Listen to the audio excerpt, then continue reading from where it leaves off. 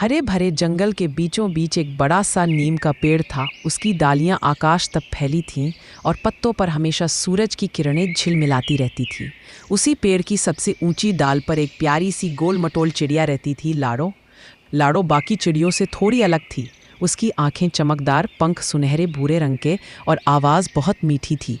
सुबह होते ही वह चहकती, आज का दिन कितना सुंदर है। जंगल की हवा उसकी आवाज़ से भर जाती। छोटे छोटे जानवर, गिलहरियाँ, खरगोश और तोते सब उसे सुनकर खुश हो जाते। लाड़ो मेहनती थी। हर दिन वह नई टहनियाँ ढूंढती, मुलायम घास लाती और अपने छोटे से घोंसले को और सुंदर बनाती।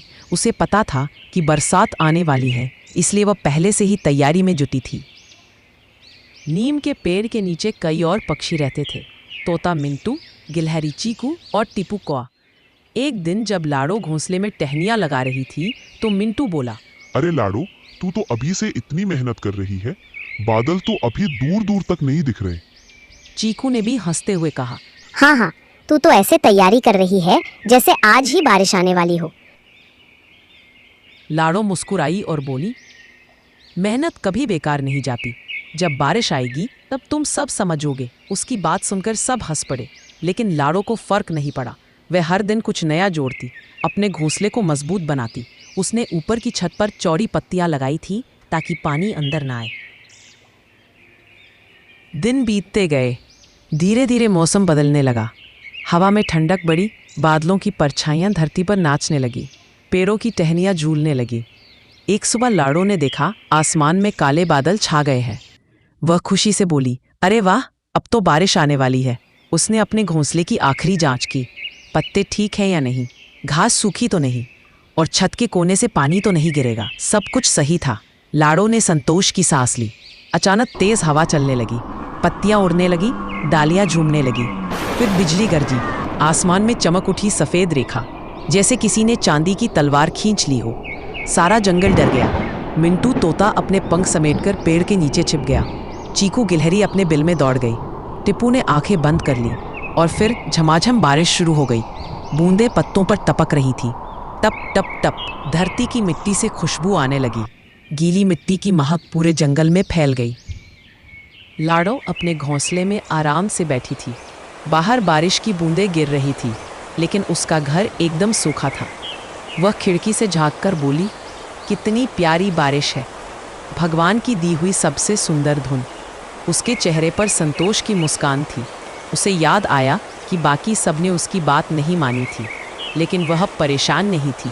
उसने मेहनत से सब पहले ही तैयार कर लिया था। थोड़ी देर बाद उसने देखा, पास वाली डाल पर रहने वाली छोटी चिड़िया टिटो भीग रही थी। टिटो कांप रही थी, उसके पंख भीग चुके थे। वह बोली, लाड़ो, मुझे बहुत ठंड लग रही है, मेरा घोंसला तो उड़ गया। लाड़ो ने तुरंत अपने घोंसले से आवाज़ दी, अरे टिटो, जल्दी आ जाओ मेरे पास, यहाँ सूखा है। टिटो उड़कर आई और लाड़ो के पास बैठ गई। उसने लाड़ो से कहा, मुझे माफ़ कर दो लाड़ो, मैंने तेरी बात नहीं मानी और अब देखो मेरा हाल। लाड़ो मुस्कुराई और बोली, कोई बात नहीं दोस्त, सीख कभी देर से भी मिले तो भी अच्छी होती है।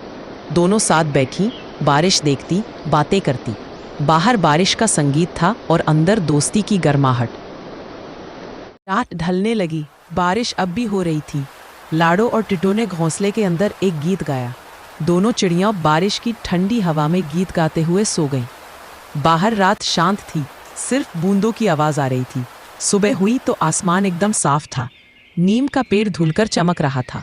पत्तों पर सूरज की किरणें ऐसे झिलमिला रही थी जैसे सोने की बूंदें हों। लाड़ो और टिटो बाहर निकली। हवा में गीली मिट्टी की खुशबू थी जो पूरे जंगल को महका रही थी। मिंटू तोता और चीकू गिलहरी भी बाहर निकले। मिंटू ने कहा, लाड़ो, तू सच में बहुत समझदार है। अगर तेरी बात मान ली होती तो हमें कल इतनी परेशानी ना होती। चीकू ने सिर झुकाकर कहा, हम तो तुझ पर हंसे थे, माफ़ कर देना। लाड़ो ने मुस्कुराकर कहा, हंसी मजाक तो जीवन का हिस्सा है, लेकिन अब याद रखना, मेहनत कभी व्यर्थ नहीं जाती।